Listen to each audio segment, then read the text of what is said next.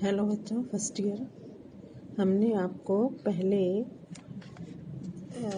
17 मई से त्रिकोणमिति पढ़ानी शुरू करी थी। त्रिकोणमिति फलन पढ़ाया, त्रिकोणमिति में कोण नापने की पद्धति बताई थी, बहुत सारे सूत्र बताए, बहुत सारी सर्वसमिकाएं बताई, अपवर्तक कोणों का मान, समापवर्तक कोणों का मान, ये सब बताया था।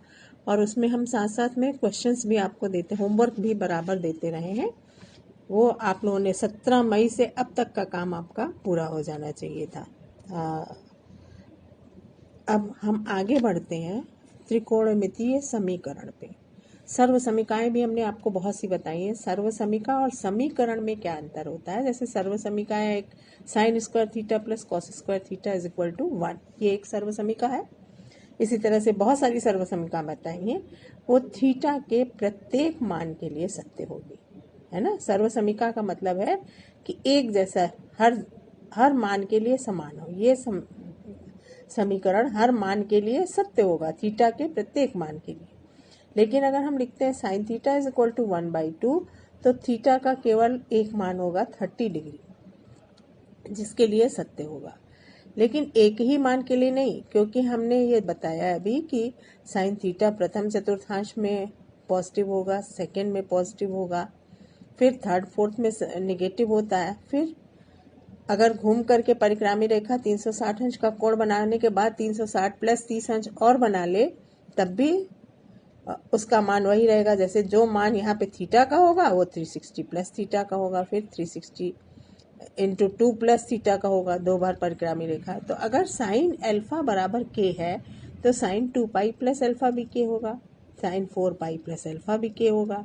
इसी तरह से cos alpha is equal to K है तो कॉस 2 पाई प्लस अल्फा भी के होगा।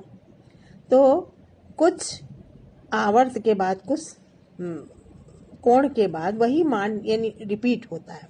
तो 2 पाई के बाद यहाँ मान रिपीट होता है, तो हम ये कहेंगे कि इस साइन के फलन का आवर्तनांक 2 पाई है।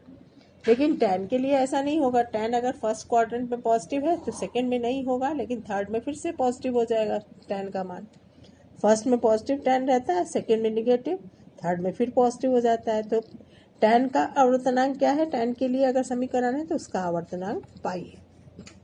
अब जिस तरह से समीकरण बीजगणितीय समीकरण x² - 3x + 2 है, ये द्विघात समीकरण है, तो इसको हल करने पे x का 2 मान निकलेगा, 1 और 2। ये समीकरण के क्या कहे जाते हैं? मूल। ये तो पीछे 9th-10th क्लास में पढ़ चुकी होगी। उसी तरह से sine theta is equal to अगर +1 - 1 है तो इस समीकरण के 2 मूल हुए।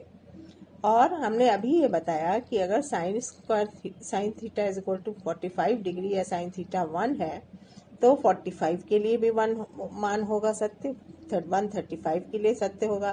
फिर 360 जोड़ते जाइए इन कोणों में, तो उन सबको ये संतुष्ट करेंगे। तो थीटा के यहाँ पे बहुत सारे हल होंगे, केवल एक ही हल नहीं होगा इस समीकरण का, बहुत सारे हल होंगे, जिसको हम व्यापक हल कहते हैं। अनेक कोण ऐसे होंगे जो इस समीकरण को संतुष्ट करेंगे। तो थीटा का व्यापक मान क्या होगा? तो वो